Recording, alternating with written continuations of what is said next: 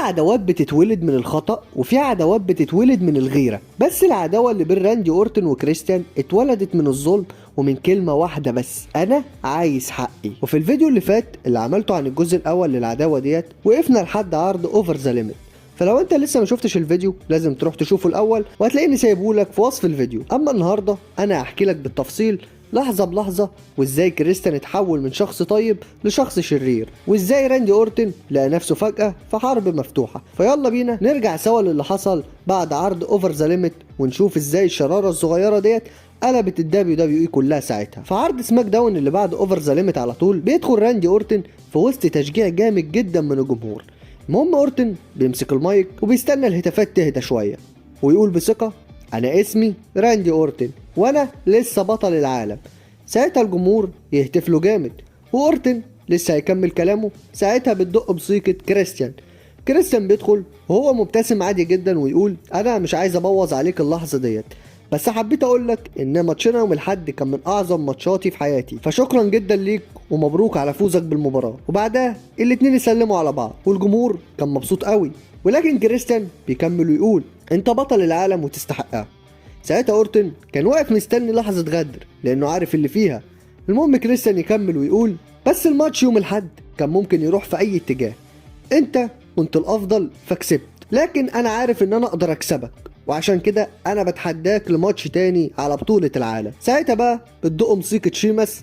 بيدخل شيماس وهو قرفان من اللي بيحصل ده كله وبيقول: الموضوع بقى مؤلم جدا، بقالنا قد ايه بندي كريستيان فرص، ده بقى شبه المؤامر اللي بيخسر كل حاجة، زي اللي بيراهن على عربيته وبيخسر، وزي اللي بيراهن على بيته وبيخسر، ودلوقتي كمان شكله بيحط فلوس الجامعة بتاعت ابنه عشان يراهن عليها هي كمان، وفي الاخر هيخسر برضه. كريستيان انت خدت 17 سنة عشان تكسب بطولة العالم، وعايز اقولك انك هتستنى 17 سنة كمان يا حبيبي. انت بقيت خسران مرتين في اسبوع واحد، اما انا بطل الدبليو دبليو اي مرتين وجاي سماك داون عشان العب ماتشات كبيرة ضد امثال راندي اورتن، وانا نجم العرض الحقيقي، ولو في حد هيكون المتنافس الاول على بطولة العالم فهو انا. لكن ساعتها بتكمل بدخول مارك هنري، والراجل كان داخل متضايق هو كمان وبيقول: خلونا افهمكوا شويه، كريستيان عارف صاحبك ايدج خلاص هتلاقيه دلوقتي موجود في ملعب التقاعد، فيلا ما تفوتش الشاي معاه، يلا يا حبيبي هو مستنيك. لا كانت حلوه جامد جدا من مارك هنري ديت. المهم اما بالنسبه لك يا شيماس فانا راجل ما بيقفش في طابور، انا بزق الناس وبخش قدام، ودلوقتي يا راندي انا دخلت الطابور وبقيت اول واحد عايز البطوله. فساعتها بيدخل لهم تيدي لونج. تيدي بيدخل وهو زهقان من العيال دي كلها وبيقول: واضح ان احنا عندنا ديجافو، نفس الخناقه كل اسبوع، مين يستحق ينافس على بطوله العالم. انا متفق مع شيماس ومارك هنري، كريستيان خد فرصته، بس رايي ورايكم مش المهم، المهم هو راي الجمهور. ساعتها بيسال الجمهور ويقول لهم: انتوا شايفين ان كريستيان يستحق فرصه تانية؟ فساعتها الجمهور كله يهتف بيس يعني ايوه يستحق، والتفاعل كان ايجابي جدا. فتيدي لونج بيرد ويقول: تمام الناس قالت رايها، لكن ده مش معناه انه اخد الفرصه خلاص وكده. من الاخر لو كريستيان عايز فرصه تانية فلازم يكسبها بعرقه، وعشان كده الليله في المين ايفنت هيكون عندنا ماتش تهديد ثلاثي لتحديد المتنافس الاول على بطوله العالم: شيماس ضد مارك هنري ضد كريستيان. وبس كده يا معلم بتخلص الفقرة دي كلها على كده. بعد كده بنلاقي كريستيان واقف مع مات سترايكر خلف الكواليس. سترايكر بيسأله: ايه رأيك في اخر فرصة ليك على بطولة العالم النهاردة؟ فكريستيان بيبتسم ويقول: بص يا مات، انا طول عمري كنت اخر واحد بيتم اختياره في لعبة الكيك بول، بس في اخر الجيم كنت انا اكتر واحد بيجيب هوم ران، وفضلت على الحوار ده 4 سنين ورا بعض، ولكن لما كبرت شوية كنت اخر واحد في الفصل بيدخل مرحلة المراهقة، وبعدها في حفلة التخرج رحت مع احلى بنت في المدرسة، والنهارده في الدبليو دبليو اي كنت اخر واحد الناس تتوقع ان هو يوصل للقمه، وبرضه اثبتت للكل انهم غلط. ولكن النهارده الظروف كلها ضدي، الفرصه ضعيفه، بس كابتن كاريزما هو اللي هيضحك في الاخر. وبتخلص الفقره على كده. بعد كده بنروح للحدث الرئيسي: شيماس وكريستيان ومارك هنري، واللي بيفوز بالمباراه ديت هو شيماس بعد غلط كبير جدا من الحكم وما شافش كريستيان وهو بيثبت شيماس في الاول. المهم شيماس دلوقتي بيصبح المتنافس الاول على بطولة العالم ضد راندي اورتن في عرض سماك داون الجاي. المهم في عرض سماك داون اللي بعده بتتحدد مباراة بين كريستيان ومارك هنري وبيفوز بها كريستيان. المهم ساعتها بعد الماتش كريستيان بيمسك المايك ويقول انا لسه كاسب دلوقتي اقوى رجل في العالم مارك هنري، والموضوع ده مش سهل خالص، بس بالرغم ان ده كان فوز كبير برضو مش هو الفوز اللي انا كنت بدور عليه النهارده. شيماس هو اللي هيلعب على بطولة العالم الليلة ضد راندي اورتن، بس انا حاسس انها كانت لازم تكون فرصتي انا. افتكروا الاسبوع اللي فات انا كان عندي شيماس متدمر على الارض، ولكن الحكم ما كانش هنا، الحكم ما كانش معانا، الحكم كان مفوت كل ده، ولولا اللي حصل كنت انا اللي هكون المتنافس الاول على بطولة العالم دلوقتي. بس انا مش بلوم حد، انا بس عايز فرصة تانية، فرصتي ان انا ارجع ابقى بطل العالم من تاني. ساعتها بيدخل تيدي لونج. تيدي بيقول لكريستيان انت معاك حق يا كريستيان، اللي حصل الاسبوع اللي فات كان خارج عن ارادتك. فكريستيان يقول له تمام، يبقى استخدم سلطتك ورجع لي حقي وخليني انا المتنافس الاول على بطولة العالم. فتيدي لونج يقول كالعادة يا كريستيان انا هسأل الجمهور مرة كمان، عايزين تشوفوا كريستيان ضد راندي اورتن الليلة؟ ساعتها الجمهور كله ايوه عايزين. طب وعايزين شيماس ضد اورتن الليلة؟ ساعتها الكل بيقول لا. فتيدي لونج يقول انا حاسس بيك يا كريستيان وفاهم غضبك ده كويس، بس ما ينفعش، شيماس هو اللي كسب الماتش ودايما احنا لينا اللي الحكم اللي شافه وملناش دعوه باي حاجه حصلت، فشيماس هو اللي هيلعب على البطوله الليله. فكريستيان يقول له طيب خليها تريبل ثريت ماتش على الاقل، لو انت عايز يبقى العرض مشوق ومش متوقع اعمل كده. فتيدي لونج يرد عليه ويقول له انا اصلا بقالي اسبوع بفكر في كده، بس رغم كل اللي حصل شيماس هو اللي كسب وهو اللي هياخد فرصته، بس الضمان ان مفيش اي لخبطه هتحصل انا بعينك يا كريستيان انك تكون الحكم الخاص للماتش ده. فكريستيان ساعتها يبتسم وواضح انه راضي بالكلام ده، وبتخلص الفقرة على كده. بعد كده بنلاقي شيماس واقف مع مات سترايكر خلف الكواليس.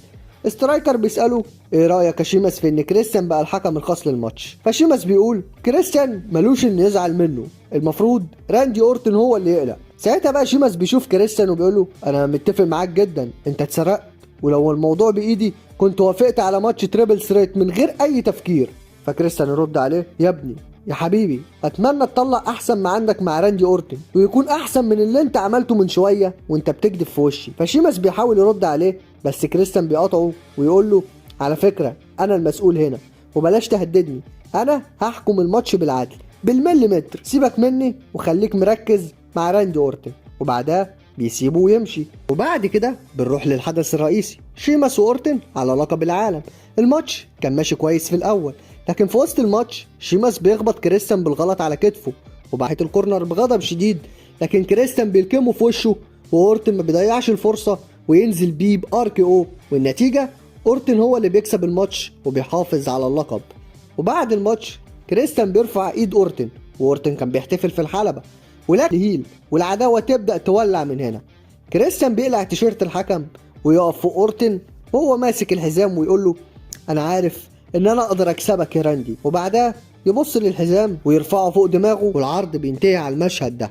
وفي عرض سماك داون اللي بعده كريستيان بيدخل وبيفتتح العرض في وسط صيحات كبيره جدا من الجمهور عليه. المهم كريستيان بيدخل الحلبه ويمسك المايك ويبدا كلامه ويقول انا كان عندي فضول كبير جدا ان انا اشوف رد فعل الناس لما اطلع النهارده، لو الناس سقفوا لي يبقوا فهموا ان انا اتسرق مني بطولة العالم بعد 5 ايام بس بعد ما كسبتها، وفهموا ان اتسرقت مني كمان فرصة المتنافس الاول على بطولة العالم قبل اسبوعين، وفهموا ان انا كنت على حق لما ضربت راندي اورتن في الحلبة الاسبوع اللي فات. بس واضح جدا ان مفيش حد فيكم بيفهم، عشان كده انا مش هتكلم معاكم النهاردة، بس في شخص واحد بس انا هكلمه النهارده وهو موجود دلوقتي على ترابيزه التعليق، وهو مايكل كول. تعالى كده يا مايكل انا عايزك. ساعتها مايكل كول بيسمع لكريستيان وبيجيله على الحلبه. كريستيان يقول له انا عايز ماتش واحد بس على بطوله العالم وحاسس ان انا استحقه، انا مش فاهم ازاي نفس الناس اللي سقفولي ودعمولي كل السنين ديت هم نفس الناس اللي غضبانين دلوقتي عشان انا ضربت راندي اورتن الاسبوع اللي فات. انا مش فاهم ايه نوع العرض اللي تيدي لونج عايز يديره لما يسأل الجمهور رأيهم، ده عامل شبه بوب من المحاسبة بالظبط لما بيروح يسأل الناس هل يديله زيادة في المرتب ولا لأ. الناس ديت ما عندهمش حق يحاولوا يسيطروا على حياتي ولا ينكروا على حاجة انا تعبت عليها 17 سنة، دي قلة احترام. وانا ما حسيتش بالاهانه دي قبل كده، خصوصا من شخص واحد وهو راندي اورتن. ولو راندي اورتن راجل ما كانش هيقبل ماتش على البطوله بعد ما انا لعبت ماتش سلالم مرهق جدا من 5 ايام بس. فدلوقتي انا محتاج مايكل كول يعمل لي خدمه. مايكل اسال الجمهور بالنيابه عني، هل كريستيان يستحق يكون بطل العالم مرة تانية؟ فالجمهور يبدأ يصيح عليه جامد، لكن كريستيان بيكمل يقول بالظبط ده اللي انا كنت متوقعه، الناس مش فاهمة حاجة، بس انا هكون بطل العالم من تاني، ولما ابقى بطل هيكون لنفسي وبس، مش هشارك حد معايا. وكده كانت محادثة كويسة، شكرا ليك يا كول. وبعدها بتخلص الفقرة على كده. بعد شوية بنلاقي تيدي لونج في مكتبه، شيماس بيدخل عليه وبيقول له انا عايز ماتش مع كريستيان النهارده. فلونج يرد ده مش هيحصل. فشيماس يرفع صوته عليه ويقول له ده كله غلطك انت اللي خليك كريستيان الحكم الخاص الاسبوع اللي فات. انا كنت كاسب الماتش بس كريستيان مثل انه اتألم في دراعه وخسرت بطولة العالم عشانه. فمن الاخر يا تيدي شيماس مش بيطلب، شيماس بيؤمر. انا عايز ماتش ضد كريستيان الليلة. فلونج بيبتسم ويقول له تمام سيبك من كريستيان، انا هحطك النهارده ضد راندي اورتن، ماتش من غير قوانين، نو ديسكواليفيكيشن ماتش. فشيماس بيبتسم ويمشي من المكتب وواضح انه راضي جدا.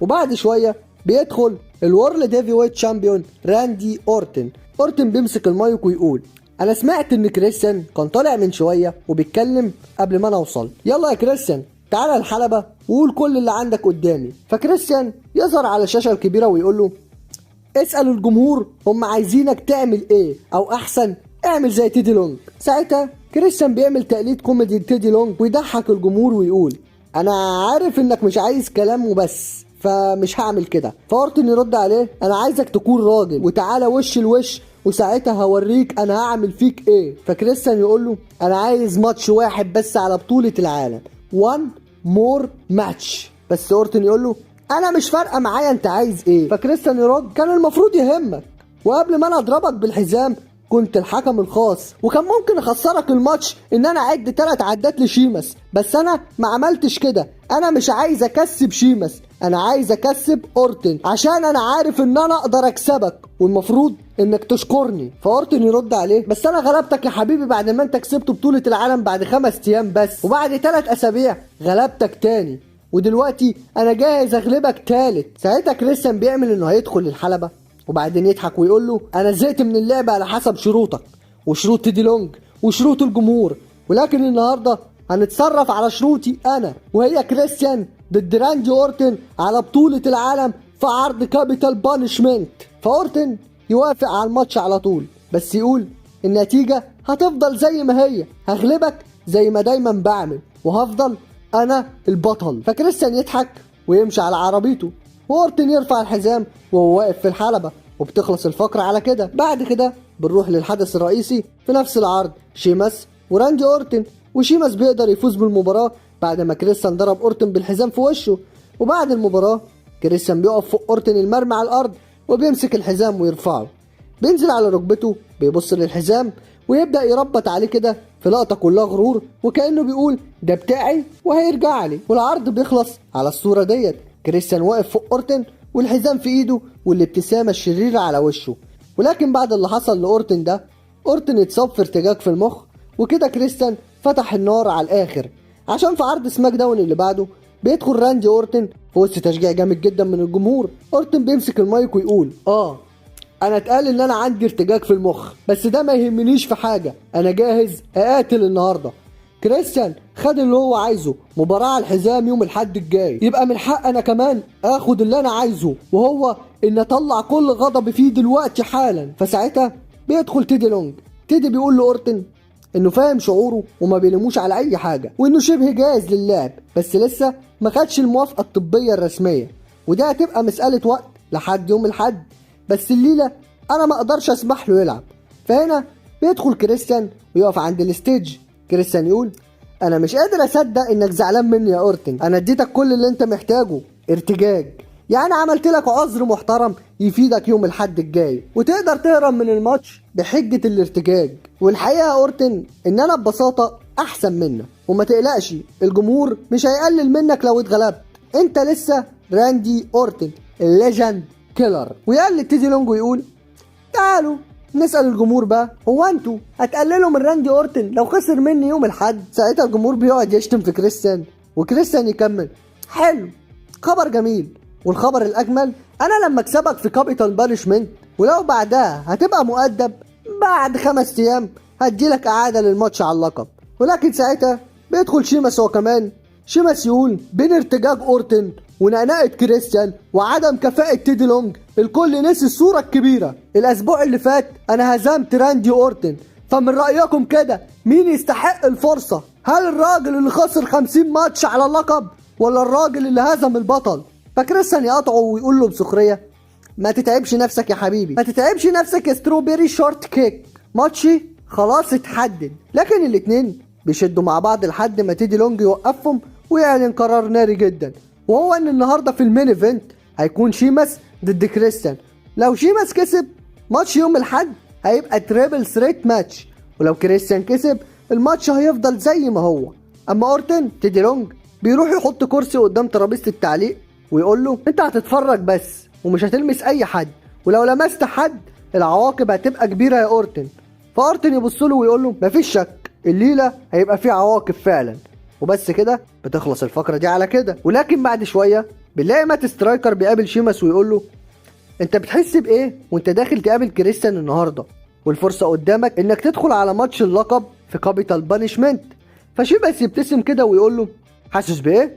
حاسس ان انا زي الفل يا حبيبي، بس انا متاكد ان كريستيان واورتن هما اللي مش حاسين قد كده. الموضوع مش مجرد مشاعر، الموضوع حقايق، وانا اكبر نجم في سماك داون، وتيدي لونج اخيرا فهم ده، والنهارده انا هكسب كريستيان تاني، وبعدها هكسب راندي اورتن تاني، وساعتها هاخد مكاني الطبيعي وهو اني اكون بطل الورلد هيفي ويت.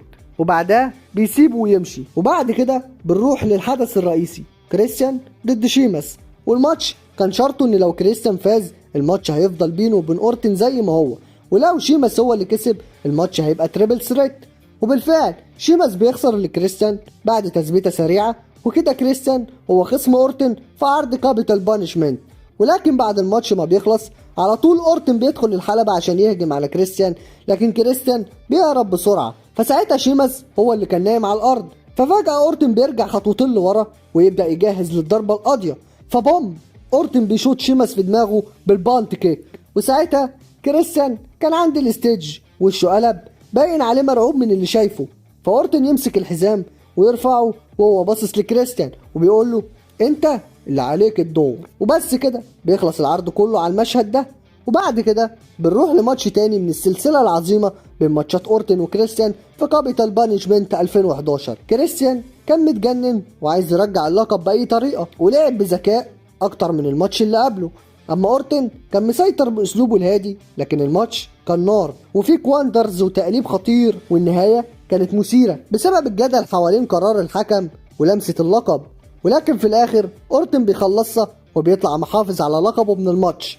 وبكده تكون الشرارة اشتعلت، والعلاقة اللي كانت زمان مبنية على احترام اتحولت لحرب ما بترحمش، حرب على الحزام وعلى الكرامة وعلى 17 سنة تعب وكفاح. من يوم ما كريستيان ضرب اورتن بالحزام والدبليو دبليو اي ما بقتش زي الاول، خصوصا في براند سماك داون، واللي جاي كان اعظم وافضل وواحدة من اشهر العداوات اللي حصلت في 2011. ولو متحمسين نكمل الرحلة ونحكي عن باقي حكايتهم قبل ماني ان ذا بانك وسمر اسلام قولولي في الكومنتات وانا جاهز انزل الفيديو على طول. وبس كده لو وصلت لحد هنا ما تنساش انك تكون عملت لايك للفيديو وتشترك في القناة لو انت لسه ما اشتركتش، وفعل زر الجرس الاولى وكل عشان يوصلك كل جديد. وبس كده خلص الكلام، واحلى سلام على جيش راس الاسلام.